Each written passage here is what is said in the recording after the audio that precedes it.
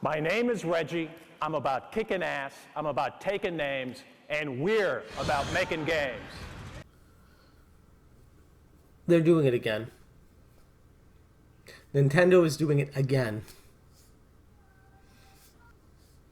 I really didn't want to have to make this video, but I'm just so pissed. When I first heard about the Switch, it had so much potential. It was on-the-go gaming, HD, high quality, powerful graphics, long battery life, everything promised. And then the presentation came. Let's switch to this person. Yeah! Yay. Oh, that didn't go very well. It's one of those times where I have so much to say that I don't know where to start.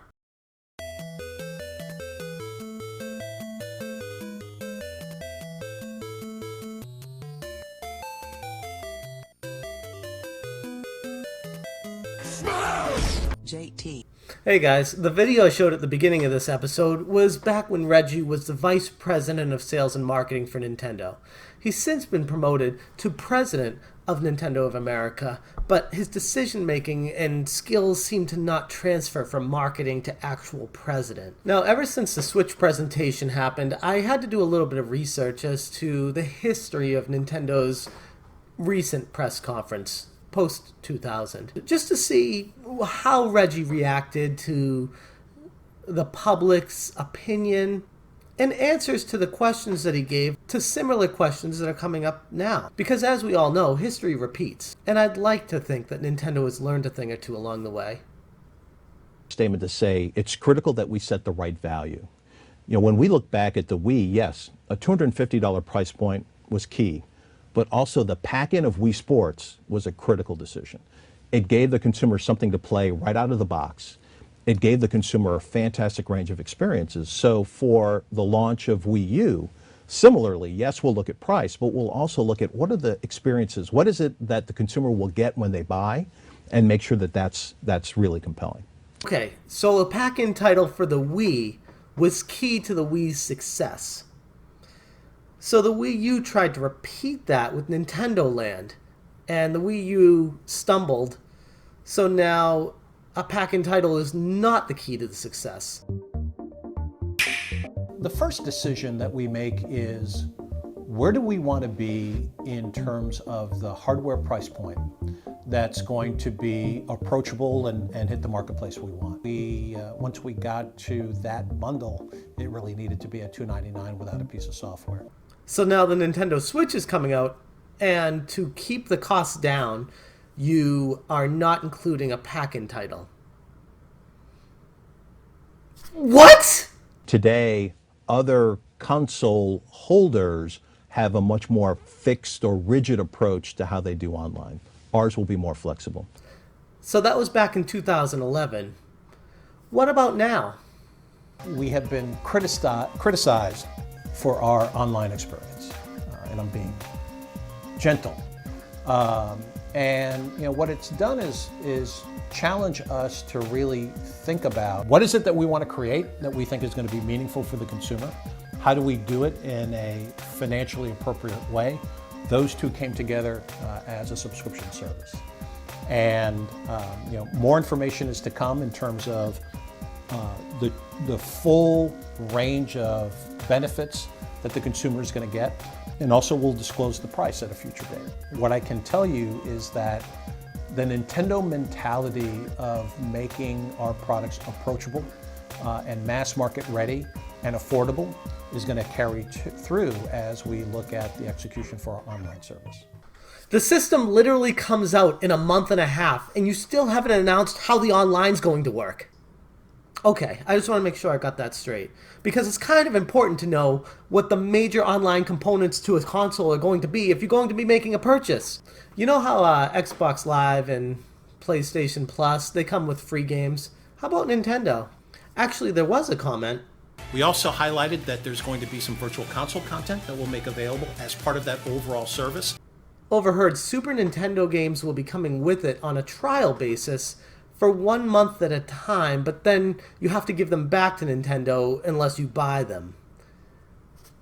Who's making these decisions? How are you looking to expand Nintendo's online services with the Switch? So what we announced is that we are going to provide a dedicated online service. It's going to be a subscription service. What that means is that we're going to have a range of benefits, and then you'll pay a monthly or annual fee. Yeah, okay.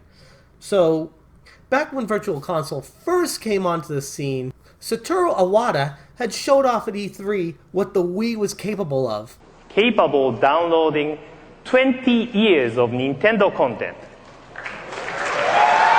Great games originally created for NES, Super NES, and Nintendo 64. It is accurate to say that Nintendo Revolution is technically capable of playing virtually every Nintendo console game ever created. So Iwata holds up the Wii saying this is capable of housing all the Nintendo games before it. How amazing! What does Nintendo do with it? Trickle out 1 to 2 virtual console games per week, if that, when there are thousands, literally thousands of games they could be picking from and putting out there. They're doing 1 to 2. Now, more important and almost equally as infuriating is the virtual console transferability of licenses. Nintendo has been a complete mess when it comes to this.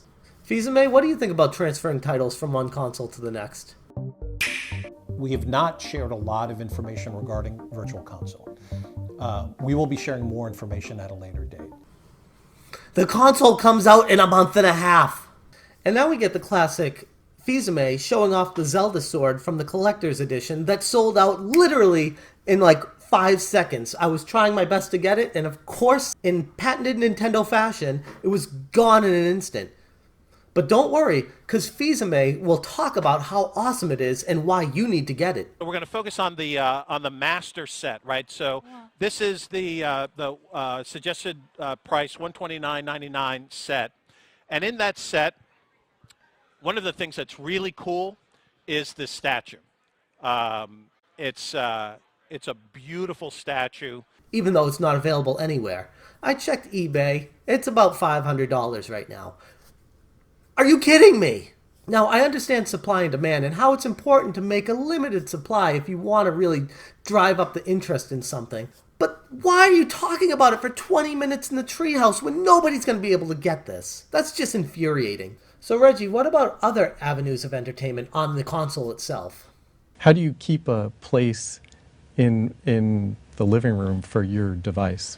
You know, it keeps coming back to delivering these unique, compelling experiences. That can be on the game side. It could be with other companies that we partner with, for example, what we're doing right now with Netflix on the Wii. And so that's step one, great experiences. Okay, so Netflix is important. Okay. So Nintendo actually officially released their statement on their stance with this. All of our efforts have gone towards making the Nintendo Switch system an amazing dedicated video game platform, so it will not support any video streaming services at launch. However, support for video streaming services is being considered for a future update. What changed? Why is Netflix not important anymore? It's a very simple application that you can have ready for launch. So just to sum up why the Wii U failed, it was poorly advertised to the customers. They weren't really sure what they were getting, so they didn't want to purchase it. Okay. So how are we going to handle the Switch? I want to just quickly reference this article posted on Kotaku the other day. The Nintendo Switch system is not backward compatible with games designed for other systems. It is currently not compatible with controllers designed for other systems. Support for certain controllers may be considered for future updates. We have nothing to announce regarding the Virtual Console or other types of digital purchases at this time. How, if at all, does the Switch connect to Wii U and 3DS owners' existing accounts? Nintendo, we have nothing to announce at this time. Will the Switch be compatible with existing Virtual Console purchases? Nintendo, we have nothing to announce at this time. Will the Switch have its own library of Virtual Console games that starts from scratch, or will it bring over the Virtual Console library from the 3DS and Wii U? Nintendo, we have nothing to announce at this time. How will Super Nintendo Online functionality work? What games will it support? Nintendo, we have nothing to announce at this time. Is there a trophy or achievement system? Nintendo, we have nothing to announce at this time. This one's probably my favorite. The 3DS has built-in games, as well as the Wii and Wii U were bundled with games. Are there games being bundled with the Switch? Nintendo, there are no games being bundled with the Switch. Every launch is different.